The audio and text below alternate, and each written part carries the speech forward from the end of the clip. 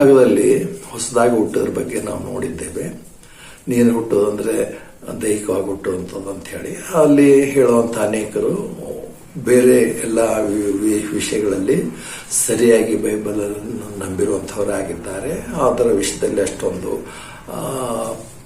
ತಪ್ಪಾಗಿ ಟೀಕಿಸುವಂಥದ್ದು ಬೇಡ. ಆದರೆ ಈ ಒಂದು ಸಂಗತಿಗೆ ಬರುವಾಗ, ಇಂದಿನ ವಿಷಯಕ್ಕೆ ಬರುವಾಗ, ಇದು ಖಂಡಿತವಾಗಲೂ ತಪ್ಪಾದಂತ ಹೋದ್ರೆ ಇದನ್ನು ಖಂಡಿಸಬೇಕಾಗಿದೆ, ಇದನ್ನು ತಪ್ಪು ಅಂತ ಹೇಳಬೇಕಾಗಿದೆ. ಯಾಕಂದ್ರೆ ಅನೇಕರು ನೀರಿಂದ ಹುಟ್ಟಬೇಕಂದ್ರೆ ಕೆಲವರು ಬ್ಯಾಪ್ಟಿಸ್ಮ ಅಂತ ಹೇಳಿ ನಂಬಿದ್ದಾರೆ ಮತ್ತು ಅದನ್ನು ಬೇರೆಯವರು ಕಲಿಸ್ತಾರೆ. ಅದಕ್ಕೆ ನಾನು ಅನೇಕ ದಿವಸಗಳ ಹಿಂದೆ ಸಂದೇಶಗಳನ್ನು ಬರೀತಾ ಇದ್ದೆ. ದೀಕ್ಷಾಸ್ನಾನದ ಭಕ್ತರು ಅಂತ ಹೇಳಿ ಅವರನ್ನು ಟೀಕಿಸ್ತಿದ್ದೆ. ಅವರು ಕ್ರಿಸ್ತನ ಭಕ್ತರಲ್ಲ, ಯೇಸು ಕ್ರಿಸ್ತನನ್ನು ನಂಬಿರುವಂತಹವರಲ್ಲ, ದೀಕ್ಷಾಸ್ನಾನದ ಭಕ್ತರು. ದೀಕ್ಷಾ ಸ್ನಾನದಿಂದ ಪಾಪ ಪರಿಹಾರ ಆಯಿತು. ಅಪೊಸ್ತಲರ ಕೃತ್ಯ 2ನೇ ಅಧ್ಯಾಯ 38ನೇ ವಚನ ಇಂಥವುಗಳನ್ನು ಕೋಟ್ ಮಾಡಿ ಅವರು ಯೋಹಾನ ಸುವಾರ್ತೆಯಲ್ಲಿ ಹೊಸದಾಗಿ ಹುಟ್ಟಬೇಕಂದ್ರೆ ನೀರನ್ನು ಹುಟ್ಟುವಂಥದ್ದಂದ್ರೆ ದೀಕ್ಷಾ ಸ್ನಾನದ ಬಗ್ಗೆ ಹೇಳ್ತಿದ್ದಾರೆ ಅಂತೇಳಿ. ಖಂಡಿತವಾಗ್ಲೂ ಅಲ್ಲ. ಕರ್ತನಾದ ಯೇಸು ಕ್ರಿಸ್ತನಲ್ಲಿ ಬ್ಯಾಪ್ಟಿಸಮ್ ಬಗ್ಗೆ ಆತನು ಹೇಳ್ತಾನೆ ಇಲ್ಲ. ಬ್ಯಾಪ್ಟಿಸಮ್ ಬಗ್ಗೆ ಒಂದು ವೇಳೆ ಬ್ಯಾಪ್ಟಿಸಮ್ ಅಂತ ಹೇಳಿ ಹೇಳಿದ್ರು ಕೂಡ ಕರ್ತನಾದ ಯೇಸು ಕ್ರಿಸ್ತನು ಅಲ್ಲಿ ಸದ್ಯಕ್ಕೆ ಆ ಸಮಯದಲ್ಲಿ ಬ್ಯಾಪ್ಟಿಸಮ್ ಕೊಡುವಂಥವನು ಯಾರಿದ್ದನು? ಸ್ನಾನಿಕನಾದಂಥ ಯೋಹಾನನು ಅಥವಾ ಬಾಪ್ತಿಸ್ಮದ ಯೋಹಾನ್, ಜಾನ್ ದ ಬ್ಯಾಪ್ಟಿಸ್ಟ್. ಆತನು ಬ್ಯಾಪ್ಟಿಸಮ್ ಕೊಡ್ತಾ ಇದ್ದನು. ಅಂದ್ರೆ ನೀವು ದೇವರಾಜ್ಯಕ್ಕೆ ಸೇರ್ಬೇಕಂದ್ರೆ ಸ್ನಾನಿಕನಾದಂಥ ಬ್ಯಾಪ್ಟಿಸಮ್ ಕೊಡುವಂತ ದೀಕ್ಷಾ ಸ್ನಾನ ತಗೊಂಡು ನೀವು ಪರಲೋಕಕ್ಕೆ ಹೋಗ್ತೀರ ಅಂತ ಹೇಳಿ ಯೇಸು ಕ್ರಿಸ್ತನು ಹೇಳ್ತಾ ಇದ್ದಾನ? ಖಂಡಿತವಾಗಲಿಲ್ಲ. ಕರ್ತನಾದ ಯೇಸು ಕ್ರಿಸ್ತನಾದರೂ ಒಂದು ಗ್ರೇಟ್ ಕಮಿಷನ್ ಅಂತ ಹೇಳಿ ಎಲ್ಲರೂ ನಂಬ್ತೇವೆ, ಎಲ್ಲರೂ ಹೇಳ್ತಾರೆ. ಆ ಥರ ಆ ವಾಕ್ಯದ ಆಧಾರದ ಮೇಲೆ, ಆ ವಾಕ್ಯದ ಪ್ರೇರೇಪಣೆ ಮೇಲೆ ಸುವಾರ್ತೆ ಲೋಕದ ಕಟ್ಟೆ ಕಡೆಗೆ ಸಾರ್ತಾರೆ. ಏನು ಮತ್ತೆ ಸುವಾರ್ತೆ 28ನೇ ಅಧ್ಯಾಯ 19 ಹೋಗಿರಿ, ಲೋಕದ ಕಟ್ಟೆ ಕಡೆ ಹೋಗಿ ಸುವಾರ್ತೆ ಸಾರಿ, ನಂಬಿರುವಂಥವ್ರಿಗೆ ತಂದೆ ಕುಮಾರ ಪವಿತ್ರ ಆತ್ಮಸ್ನಲ್ಲಿ ಬ್ಯಾಪ್ಟಿಸ್ ಮಾಡಿಸ್ರಿ ಅಂತ ಹೇಳ. ಇದು ಯಾವಾಗ ಹೇಳೋದನ್ನ ಕರ್ತನು?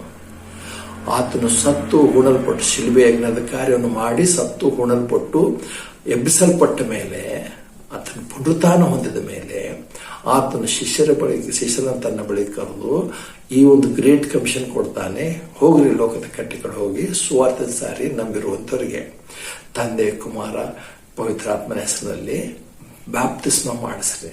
ಈಗೋ ಏನಂತಾನೆ, ಈಗೋ ನಾನು ಯುಗದ ಸಮಾಪ್ತಿಯವರೆಗೂ ನಾನು ನಿಮ್ಮೊಂದಿಗಿದ್ದೇನೆ. ಕರ್ತನ ಪುನರುತ್ಥಾನದ ಬಂದ ಮೇಲೆ ಹೇಳುವಂತ ಈ ಒಂದು ಬ್ಯಾಪ್ಟಿಸಮ್, ಒಂದು ವೇಳೆ ಈ ಬ್ಯಾಪ್ಟಿಸಮ್ ಕೂಡ ರಕ್ಷಣೆ ಕೊಡುತ್ತೆ ಅಂತ ಹೇಳಿ ದೇವರ ವಾಕ್ಯ ಹೇಳ್ತಲ್ಲ. ಆದ್ರೆ ಕೆಲವರು ದೀಕ್ಷಾ ಸ್ನಾನದ ಭಕ್ತರಿದ್ದಾರೆ, ಅವ್ರು ಇಂಥ ವಾಕ್ಯ ತಗೊಂಡು ಯೇಸು ಕ್ರಿಸ್ತನು ಹೊಸದಾಗಿ ಹುಟ್ಟಬೇಕಂದ್ರೆ ಯೋಹಾನ ಸುವಾರ್ತೆ 3ನೇದಲ್ಲಿ ದೀಕ್ಷಾ ಸ್ನಾನ ಬಗ್ಗೆ ಅದನ್ನು ಖಂಡಿತವಾಗಲಿಲ್ಲ. ದೀಕ್ಷಾ ಸ್ನಾನದ ಬಗ್ಗೆ ಒಂದು ವೇಳೆ ಕರ್ತನಾದ ಯೇಸು ಕ್ರಿಸ್ತಂತೆ ದೀಕ್ಷಾ ಸ್ನಾನದ ಬಗ್ಗೆ ಹೇಳಿದ್ರು ಕೂಡ 3ನೇ ದೇಹದಲ್ಲಿ ಆತನ ಏನಾದ್ರು ದೀಕ್ಷಾ ಸ್ನಾನ ಹೇಳಿದ್ರೆ ಅದು ಯೋಹಾನನ ದೀಕ್ಷಾ ಸ್ನಾನ, ಯೋಹಾನನ ಬ್ಯಾಪ್ಟಿಸಮ್ ಬಗ್ಗೆ ಹೇಳಬೇಕಾಗಿರೋದು. ಒಂದು ವೇಳೆ ಅದೇ ಸರಿಯಾಗಿದ್ರೆ ಆತನು ಪುನರುತ್ಥಾನ ಹೊಂದಿದ ಮೇಲೆ 28ನೇ ಅಧ್ಯಾಯದಲ್ಲಿ ಮತ್ತೆ 28ನೇ ಅಧ್ಯಾಯದಲ್ಲಿ ಆತನ ಯಾಕೆ ಹೊಸದಾಗಿ ಆತನ ಹೇಳಬೇಕಾಗಿತ್ತು?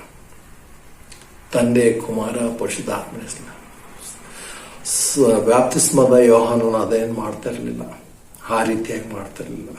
ಕರ್ತನ ಹೇಳಿದ್ರೆ ಹಾಗೆ ಹೇಳ್ತದ. ಹಾಗೆ ಹೇಳಿದ್ರೆ ಅದೇ ಇವತ್ತು ಹೇಳ್ತಾನೆ ಅಂದ್ರೆ ಸುಮಾರು 3 ವರ್ಷಗಳ ನಂತರ ನಡೆಯುವಂತ ಸಂಗತಿ ಮುಂಚೆನೆ ಯಾಕೆ ಹೇಳ್ತದ? ಕರ್ತನು ತನ್ನ ಪ್ರಾರಂಭದ ಸೇವೆಯಲ್ಲಿ ಈ ಸಂಗತಿಯನ್ನು ಹೇಳ್ದ, ಈ ಸಂಗತಿಯನ್ನು ಮಾಡಿದನು. ಈ ಸಂಗತಿ, ಈ ಘಟನೆ ತನ್ನ ಸೇವೆಯ ಪ್ರಾರಂಭದಲ್ಲಿ 2ನೇ ಅಧ್ಯಾಯದಲ್ಲಿ ನೋಡ್ತೇವೆ. ಮೊದಲನೇ ಅದ್ಭುತ ಕಾರ್ಯವನ್ನು ಮಾಡಿದ ಕಾನಾ ಊರಿನಲ್ಲಿ ನೀರನ್ನು ದ್ರಾಕ್ಷರಸವನ್ನಾಗಿ ಮಾರ್ಪಡಿಸಿದನು. ಅಲ್ಲಿ ದೇವನು ಹೇಳ್ತಾನೆ, ಇದು ಮೊದಲನೇ ಸೂಚಕ ಕಾರ್ಯ, ಅಂತ ಅದ್ಭುತ ಕಾರ್ಯ. ಹಾಗೆ ಆತನ ಅದ್ಭುತ ಕಾರ್ಯಗಳು ಮಾಡಿದಾಗ 2ನೇ ಅಧ್ಯಾಯ 23 ಬರೋ ಹೇಳ್ತಾನೆ ಅಂದ್ರೆ, ಹೀಗೆ ಆತನು ಮಾಡುವಂತ ಅದ್ಭುತ ಕಾರ್ಯಗಳನ್ನು ನೋಡಿ ಅನೇಕರು ನಂಬಿಕೆ ಇಟ್ಟರ ಮೇಲೆ ಅಂದ್ರೆ ಆಸನದಲ್ಲಿ ನಿಕೋದೇವನು ಬಂದು ಆಸನದಲ್ಲಿ ಹೊಸದಾಗಿ ಹುಟ್ಟದ ಬಗ್ಗೆ ಹೇಳ್ತಾನೆ. ಅಂದ್ರೆ ಕರ್ತನಾದ ಯೇಸು ಕ್ರಿಸ್ತನ ಸೇವೆಯ ಪ್ರಾರಂಭದಲ್ಲಿ ಆತನು ಸುಮಾರು 3 ವರ್ಷಗಳ ಕಾಲ ಸೇವೆ ಮಾಡಿದನು. ಆದರೆ 3 ವರ್ಷಗಳ ನಂತರ ಆತನು ಪುನರುತ್ಥಾನ ಹೊಂದಿದ ಮೇಲೆ ಮಾಡಬೇಕಾಗಿರುವಂತ ಕಾರ್ಯ 3 ವರ್ಷಗಳ ಮುಂಚೆನೆ ಹೇಗೆ ಹೇಳ್ತಾನೆ? ಒಂದು ವೇಳೆ ಬ್ಯಾಪ್ಟಿಸಮ್ ಬಗ್ಗೆ ಹೇಳಿದ್ರೆ 3 ವರ್ಷಗಳ ನಂತರ ಮಾಡ್ಬೇಕಾಗಿರೋಂಥ ಕಾರ್ಯ ಇವತ್ತೇ ಹೇಳಿದ್ರೆ ಅಲ್ಲಿವರೆಗೂ ಜನ ಏನಂತ ಬ್ಯಾಪ್ಟಿಸಮ್ ತಗೋತಾರೆ?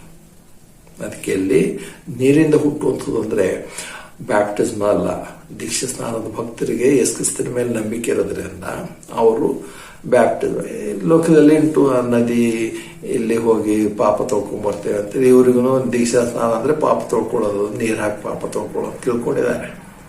ಯಾವುದೋ ಟ್ಯಾಂಕ್ ನೀರಲ್ಲೋ, ನದಿ ನೀರಲ್ಲೋ, ಕೆರೆ ನೀರಲ್ಲೋ ಹೋಗಿ ಮುಳುಗ್ ಬಂದ್ರೆ ಪಾಪ ತೊಳ್ಕೊಳ್ತಾರೆ. ಆಯ್ತು, ಇನ್ನು ಕೆಲವರು ನೀರು ತಲೆ ಮೇಲೆ ಚಿಮ್ಕಿಸಿ ಕೊಡುವಂಥವ್ರು ಇದ್ದಾರೆ.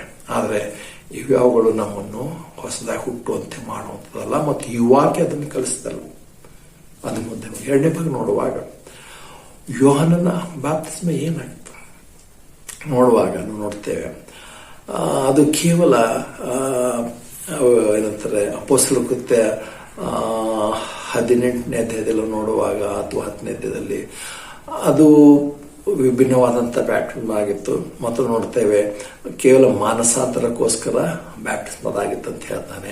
19ನೇ ಅಧ್ಯಾಯ ಅಂತ ಅನ್ಸ್ಕೊತೇನೆ. ಅಲ್ಲಿಗೆ ಬರುವಾಗ ಅಲ್ಲಿ ಕೆಲವು ಶಿಷ್ಯರು ಅಲ್ಲಿಗೆ ಬಂದರು. 18 ಅಥವಾ 10ನೇ ಅಧ್ಯಾಯದಲ್ಲಿ ಬರುವಾಗ ಅಲ್ಲಿ ಕೆಲವರು ಯೋಹಾನನ ಶಿಷ್ಯರಲ್ಲಿ ಬರ್ತಾರೆ. ಅಲ್ಲಿ ಒಬ್ಬನ ಅಲೆಕ್ಸಾಂದ್ರಿಯಿಂದ ಬಂದಿರುವಂತ ಯಹೂದ್ಯನು ಅಂತ ಹೇಳಿ ನೋಡ್ತೇವೆ. ಅಲ್ಲಿ ನೋಡುವಾಗ ಆತನು ಸ್ನಾನಿಕನಾದ ಯೋಹಾನ ಅಥವಾ ಬಾಪ್ತಿಸ್ಮ ಯೋಹಾನದ ಶಿಷ್ಯನಾಗಿದ್ದ. ಅದು ಚೆನ್ನಾಗಿ ವಾಕ್ಯ ಹೇಳ್ತಿದ, ಎಲ್ಲ ಮಾಡ್ತಿದ್ದ. ಆದ್ರೆ ಅಲ್ಲಿ ವಾಕ್ಯ ಹೇಳ್ತಾನೆ ಅಂದ್ರೆ, ಆದರೆ ಅವರನ್ನು ಪ್ರಿಸ್ಕಿಲ್ಲಳು ಮತ್ತು ಇನ್ನೊಬ್ಬ ಸಹೋದರಿಯರು ನೋಡ್ತೇವೆ. ಅವರಿಬ್ಬರು ಸೇರಿ ಆತನಿಗೆ ಹೆಚ್ಚಿನ ಮತ್ತು ಸರಿಯಾದಂಥ ದೇವರ ವಾಕ್ಯವನ್ನು ತಿಳಿಸಿ ಆತನನ್ನು ಕಳಿಸಿದ್ರು ಅಂತ ಹೇಳ್ತಾರೆ. ಅಂದ್ರೆ ಸ್ನಾನಿಕನಾದಂಥ ಯೋಹಾನ ಅಥವಾ ಬಾಪ್ತಿಸ್ಮ ಯೋಹಾನನ ಶಿಷ್ಯರಿಗೆ ಪರಿಪೂರ್ಣವಾದಂಥ ತಿಳುವಳಿಕೆ ಅವರು ಇನ್ನೂ ಹೊಂದಿರಲಿಲ್ಲ. ಇಲ್ಲಿ ಪ್ರಿಸ್ಕಿಲ್ಲಳು ಮತ್ತು ಇನ್ನೊಬ್ಬ ಸಹೋದರಿಯರು ನೋಡ್ತೇವೆ. ನಾನು ಕ್ಷಮಿಸ್ರಿ, ಅದನ್ನ ಹೆಸರು ಮಾಡ್ತಾ ಇದ್ದೆ. ಅವರಿಬ್ಬರು ಅವರಿಗೆ ಸತ್ಯವನ್ನು ತಿಳಿಸಿ, ಹೆಚ್ಚಿನ ಸತ್ಯವನ್ನು ತಿಳಿಸಿ ಅವ್ರು ನಡೆಸಿರು ಅಂತ ಹೇಳಿ 18ನೇ ಅಧ್ಯಾಯ ಅಥವಾ ಅದಕ್ಕಿಂತ ಹಿಂದಿನ ಅಧ್ಯಾಯ ನೋಡ್ತೇವೆ. 19ನೇ ಅಧ್ಯಾಯಕ್ಕೆ ಬರುವಾಗ ಅಲ್ಲಿ ನೋಡ್ತೇವೆ ಕೆಲವರು ಬಂದು ಅವರು ನಾವು ನಂಬಿದ್ದೇವೆ ಅಂತ ಬರ್ತಾರೆ. ಅಲ್ಲಿ ಬರುವಾಗ ಶಿಷ್ಯರು ಅವರಿಗೆ ಪ್ರಶ್ನೆ ಹಾಕ್ತಾರೆ, ನೀವು ಏನಂತಾರೆ ನಂಬಿರುವಾಗ ಪರಿಶುದ್ಧಾತ್ಮನನ್ನು ಹೊಂದಿದ್ದೀರಾ? ಅವ್ರಿಗೆ ನೋಡ್ತಾ 19 ಅವ್ರು ಹೇಳ್ತಾರೆ, ಪರಿಶುದ್ಧಾತ್ಮನ ಅನ್ನುವಂಥ ವಿಷಯವೇ ಕೇಳಿದ್ರೆ ಪರಿಶುದ್ಧಾತ್ಮ ಬಗ್ಗೆ ನಮಗೆ ತಿಳುವಳಿಕೆನೇ ಇಲ್ಲ ಅಂತ ಹೇಳ್ತಾರೆ. ಹಾಗಿದ್ರೆ ನೀವು ಏನ್ ಬ್ಯಾಪ್ಟಿಸ್ಮ್ ತಗೊಂಡಿದ್ದಾರೆ, ಏನ್ ನಂಬಿದ ಅಂತ ಹೇಳಿದ್ರೆ ಅವರು ನಾವು ಯೋಹಾನನ ಬ್ಯಾಪ್ಟಿಸ್ಮ್ ತಗೊಂಡಿದ್ದೇವೆ ಅಂತ ಹೇಳಿದ್ರು.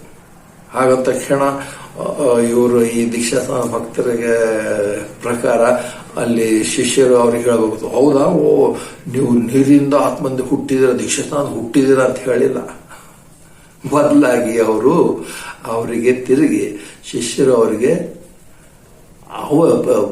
ಬಾಪ್ತಿಸ್ಮದ ಯೋಹಾನನಾದರೂ ಕರ್ತನಾಂತ ಯೇಸು ಕ್ರಿಸ್ತನು ಹೇಗೆ ನಿಮಗೋಸ್ಕರ ಶ್ರಮ ಮರಣವನ್ನು ಹೊಂದಿ ನಿಮಗೋಸ್ಕರ ಆತನು ರಕ್ಷಣೆ ಸಿದ್ಧಪಡಿಸ್ತಾನೆ ಅನ್ನುವಂಥ ಸಂಗತಿಯನ್ನು ತಿಳಿಸನು ಅಂಥೇಳಿ ಅವ್ರಿಗೆ ಸುವಾರ್ತೆಯನ್ನು ಹೇಳಿ ನಂತರ ಅವ್ರು ನಂಬಿದ ಮೇಲೆ ಅವರಿಗೆ ಬ್ಯಾಪ್ಟಿಸ್ಮ್ ಮಾಡಿಸಿದ್ರು.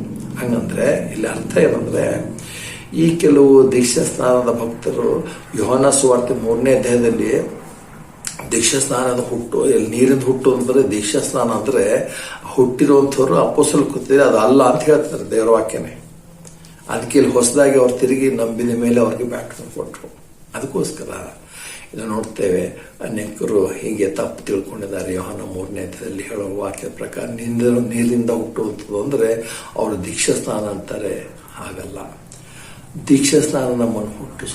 ದೀಕ್ಷಾ ಸ್ನಾನ ಒಂದು ವೇಳೆ ನಮ್ಮನ್ನು ಹುಟ್ಟಿಸಬೇಕಾದ್ರೆ ಕರ್ತನಾಂತ ಯೇಸು ಕ್ರಿಸ್ತನು ಯಾಕೆ ತನ್ನ ಪರಿಶುದ್ಧ ರಕ್ತವನ್ನು ಸುರಿಸಬೇಕಾಗಿತ್ತು ಮತ್ತು ವಾಕ್ಯದಲ್ಲಿ ರಕ್ತಧಾರ ಇಲ್ಲದೆ ಪಾಪ ಪರಿಹಾರವಿಲ್ಲ, ಕರ್ತನಾಂತ ಯೇಸು ಕ್ರಿಸ್ತನ ರಕ್ತವೇ ನಮ್ಮನ್ನು ಪಾಪ ಪರಿಹಾರ ಮಾಡುತ್ತದೆ, ಕರ್ತನಾಂತ ಯೇಸು ಕ್ರಿಸ್ತನ ರಕ್ತವೇ ನಮ್ಮನ್ನು ವಿಮೋಚನೆ ಮಾಡುತ್ತದೆ ಅಂತ ಯಾಕೆ ಹೇಳ್ತಿತ್ತು? ಕರ್ತನು ಹಾಗೆ ಮಾಡಬೇಕಾಗಿಲ್ಲ. ಆತನು ಎಂದರೆ ಯಜ್ಞವಾಗಿ ಸಮರ್ಪಿಸಲ್ಪಟ್ಟು ಸತ್ತು ಹೂಣಲ್ಪಟ್ಟು ಎಬ್ಬಿಸಲ್ಪಡೋದೇ ಅವಶ್ಯಕತೆ ಇಲ್ಲ.